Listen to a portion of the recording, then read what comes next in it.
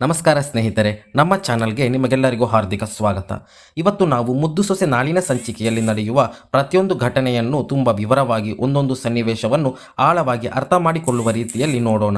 Video ಶುರು ಮಾಡುವ ಮೊದಲು ಇನ್ನೂ ನಮ್ಮ ಚಾನಲ್ಗೆ ಸಬ್ಸ್ಕ್ರೈಬ್ ಮಾಡಿಕೊಂಡಿಲ್ಲ ಅಂದರೆ ಈಗಲೇ ಸಬ್ಸ್ಕ್ರೈಬ್ ಮಾಡಿ, ಪಕ್ಕದಲ್ಲಿರೋ ಬೆಲ್ ಐಕಾನ್ ಕ್ಲಿಕ್ ಮಾಡಿ. ಇಂತಹ ಡೀಟೇಲ್ಡ್ ಅಪ್ಡೇಟ್ಸ್ ನಿಮಗೆ ಯಾವಾಗಲೂ ಸಿಗುತ್ತದೆ. ಮೊದಲ ಸನ್ನಿವೇಶದಲ್ಲಿ ವಿದ್ಯಾ ಮನಸ್ಸಿನಲ್ಲಿರುವ ಆತಂಕ, ಭಯ ಮತ್ತು ಕೋಪ ಎಲ್ಲವೂ ಒಂದೇ ಸಮಯದಲ್ಲಿ ಹೊರಬರುತ್ತಿರುವುದು ನಮಗೆ ಕಾಣಿಸುತ್ತದೆ. ಅವಳು ತುಂಬ ಒತ್ತಡದಲ್ಲಿದ್ದಾಳೆ. ತಾನು ಮಾಡಿದ ಒಂದು ಸುಳ್ಳು ಈಗ ದೊಡ್ಡ ಸಮಸ್ಯೆಯಾಗಿ ತಿರುಗಿ ಮನೆಯವರ ಮುಂದೆ ಪ್ರತಿದಿನ ಪ್ರಶ್ನೆಗಳಿಗೆ ಉತ್ತರ ಕೊಡಬೇಕಾದ ಪರಿಸ್ಥಿತಿ ಬಂದಿರುವುದರಿಂದ ಅವಳಿಗೆ ತುಂಬ ಬೇಸರವಾಗುತ್ತಿದೆ. ನಾನು ಒಂದು ತಾಯಿ ಆಗಿದ್ದೇನೆ ಅಂತ ಹೇಳಿರಲಿಲ್ಲ ಅಂದರೆ ಇಷ್ಟೆಲ್ಲ ಆಗುತ್ತಿರಲಿಲ್ಲ ಅನ್ನೋ ಪಶ್ಚಾತ್ತಾಪ ಅವಳ ಮಾತುಗಳಲ್ಲಿ ಸ್ಪಷ್ಟವಾಗಿ ಗೋಚರಿಸುತ್ತದೆ. ಪ್ರತಿಯೊಬ್ಬ ಮನೆಯವರು ಅವಳ ಹೊಟ್ಟೆಯಾಗೆ ಕಾಣಿಸುತ್ತಿಲ್ಲ, ನಿಜವಾಗ್ಲೂ ಗರ್ಭಿಣಿಯೇ ಅಥವಾ ಇಲ್ಲವೇ ಎಂಬ ಪ್ರಶ್ನೆ ಕೇಳುವುದು ಅವಳ ಮನಸ್ಸಿಗೆ ತುಂಬ ನೋವು ಕೊಡುತ್ತಿದೆ. ಈ ಸನ್ನಿವೇಶಗಳಲ್ಲಿ ಅವಳ ಆತ್ಮ ಗಿಲ್ಟ್ ಮತ್ತು ಭಯ ತುಂಬ ಸ್ಪಷ್ಟವಾಗಿ ತೋರಿಸುತ್ತಾರೆ. ಇದಾದ ಮೇಲೆ ವಿದ್ಯಾ ತನ್ನ ತಾಯಿ ರತ್ನಾಗೆ ಫೋನ್ ಮಾಡಿ ತನ್ನ ಕಷ್ಟವನ್ನು ಹಂಚಿಕೊಳ್ಳುವ ಸನ್ನಿವೇಶ ಬರುತ್ತದೆ. ಇಲ್ಲಿ ಅವಳು ತನ್ನ ತಾಯಿಯ ಮೇಲೆ ಕೋಪ ತೋರಿಸುತ್ತಾಳೆ. ತನ್ನ ಜೀವನ ಹಾಳು ಮಾಡಿದ್ದು ನೀವೇ ಅನ್ನೋ ಮಾತು ತುಂಬ ತೀವ್ರವಾಗಿ ಬರುತ್ತದೆ. ಇದು ಒಂದು ಹೆಣ್ಣಿನ ಮನಸ್ಸಿನ ನೋವು. ತಾನು ತಪ್ಪು ಮಾಡಿದರೂ ಅದಕ್ಕೆ ಕಾರಣವೇ ನನ್ನ ತಾಯಿ ಅನ್ನೋ ಆಲೋಚನೆ ಅವಳೊಳಗೆ ಭೇದಿಸುತ್ತದೆ. ಆದರೆ ಈ ಮಾತುಗಳನ್ನು ಕೇಳಿದ ಭದ್ರ ತಕ್ಷಣವೇ ಅನುಮಾನ ಪಡುತ್ತಾನೆ. ಅವನು ಕೇಳೋ ಪ್ರಶ್ನೆಗಳು ಸನ್ನಿವೇಶಕ್ಕೆ ಇನ್ನಷ್ಟು ಟೆನ್ಷನ್ ಸೇರಿಸುತ್ತದೆ.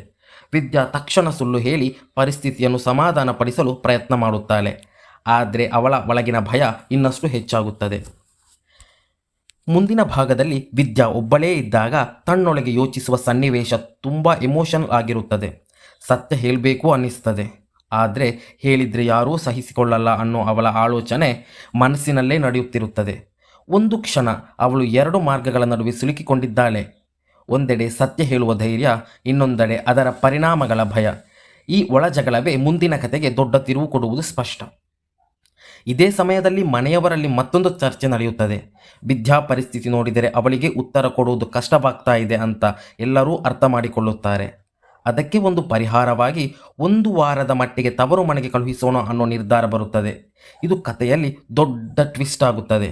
ಯಾಕೆ ಅಂದರೆ ಈ ನಿರ್ಧಾರದಿಂದ ವಿದ್ಯಾ ಕೆಲ ದಿನಗಳ ಈ ಪ್ರಶ್ನೆಗಳಿಂದ ದೂರ ಇರಬಹುದು, ಆದರೆ ಸತ್ಯ ಮರೆಮಾಚೋದು ಇನ್ನಷ್ಟು ಕಷ್ಟವಾಗುತ್ತದೆ. ಇನ್ನೊಂದು ಕಡೆ ಸಾವಿತ್ರಿ ಮತ್ತು ವಿನಂತಿ ಅವರ ಪರಿಸ್ಥಿತಿ ತುಂಬ ಕಠಿಣವಾಗಿದೆ. ಅವರು ಈಗ ಬೇರೆಯವರ ಮನೆಯಲ್ಲಿ ಕೆಲಸ ಮಾಡೋ ಪರಿಸ್ಥಿತಿಗೆ ಬಂದು ಬಿಟ್ಟಿದ್ದಾರೆ. ಇದು ಅವರ ಹಳೆಯ ಐಶ್ವರ್ಯ ಜೀವನಕ್ಕೆ ಸಂಪೂರ್ಣ ವಿರುದ್ಧ.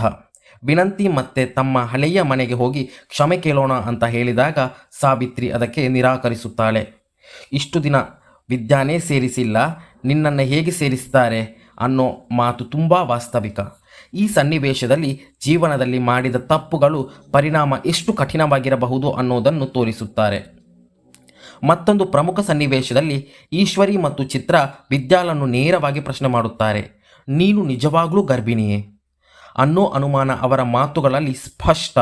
ಈ ಪ್ರಶ್ನೆ ಕಥೆಯ ಸಸ್ಪೆನ್ಸ್ ಅನ್ನು ಇನ್ನಷ್ಟು ಹೆಚ್ಚಿಸುತ್ತದೆ. ವಿದ್ಯಾ ಇದನ್ನು ಹೇಗೆ ಹ್ಯಾಂಡಲ್ ಮಾಡುತ್ತಾಳೆ ಅನ್ನೋದು ತುಂಬ ಇಂಟ್ರೆಸ್ಟಿಂಗ್. ಅವಳು ಮತ್ತೆ ಸುಳ್ಳಿನಲ್ಲೇ ಪರಿಸ್ಥಿತಿಯನ್ನು ಉಳಿಸಿಕೊಳ್ಳಲು ಪ್ರಯತ್ನ ಪಡುತ್ತಾಳೆ, ಆದರೆ ಚಿತ್ರಾಗೆ ಇನ್ನೂ ಅನುಮಾನ ಹೋಗುವುದಿಲ್ಲ. ಈ ವೇಳೆ ಭದ್ರಾ ವಿದ್ಯಾಪರ ನಿಂತು ಮಾತನಾಡುವುದು ಒಂದು ಎಮೋಷನಲ್ ಸಪೋರ್ಟ್ ಆಗಿರುತ್ತದೆ.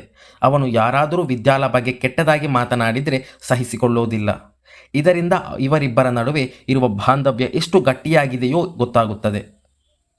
ಆದರೆ ಇದೇ ಪ್ರೀತಿ ಮುಂದೆ ದೊಡ್ಡ ಸಮಸ್ಯೆಗೆ ಕಾರಣವಾಗಬಹುದೆಂಬ ಸುಳಿವು ಕೊಡುತ್ತದೆ. ಇದಾದ ನಂತರ ರತ್ನ ಮತ್ತು ಚೆಲ್ವ ಮನೆಗೆ ಬಂದು ವಿದ್ಯಾಳನ್ನು ತವರ ಮನೆಗೆ ಕರೆದುಕೊಂಡು ಹೋಗೋ ನಿರ್ಧಾರ ಹೇಳುತ್ತಾರೆ. ಭದ್ರಾಗೆ ಇದು ಒಪ್ಪಿಕೊಳ್ಳೋಕೆ ಕಷ್ಟವಾಗುತ್ತದೆ. ಅವನು ವಿದ್ಯಾ ತನ್ನ ಕಣ್ಣ ಮುಂದೆ ಇರಬೇಕು ಅನ್ನೋ ಆಸೆಯಿಂದ ಅವಳನ್ನು ಕಳುಹಿಸೋಕೆ ಇಷ್ಟಪಡುವುದಿಲ್ಲ. ಆದರೆ ಪರಿಸ್ಥಿತಿ, ಕುಟುಂಬದ ಒತ್ತಡ ಎಲ್ಲವೂ ಸೇರಿ ಅವನನ್ನು ಒಪ್ಪಿಸಿಕೊಳ್ಳಬೇಕಾಗುತ್ತದೆ. ಈ ಸನ್ನಿವೇಶದಲ್ಲಿ ಅವನ ಅಸಹಾಯಕತೆ ತುಂಬ ಚೆನ್ನಾಗಿ ತೋರಿಸುತ್ತಾರೆ. ವಿದ್ಯಾ ತವರ ಮನೆಗೆ ಹೋಗೋ ಸನ್ನಿವೇಶ ಒಂದು ಕಡೆ ಅವಳಿಗೆ ರಿಲೀಫ್ ಕೊಡುತ್ತದೆ, ಆದರೆ ಇನ್ನೊಂದು ಕಡೆ ಸಮಸ್ಯೆಯಿಂದ ಓಡಿ ಹೋಗ್ತಾ ಇದ್ದೀನಿ ಅನ್ನೋ ಭಾವನೆ ಕೂಡ ಬರುತ್ತದೆ. ಇದೇ ವೇಳೆ ಚಿತ್ರ ತುಂಬ ಖುಷಿಯಾಗುತ್ತಾಳೆ. ಈಗ ಮನೆ ಜವಾಬ್ದಾರಿ ತನ್ನ ಕೈಗೆ ಬಂತು.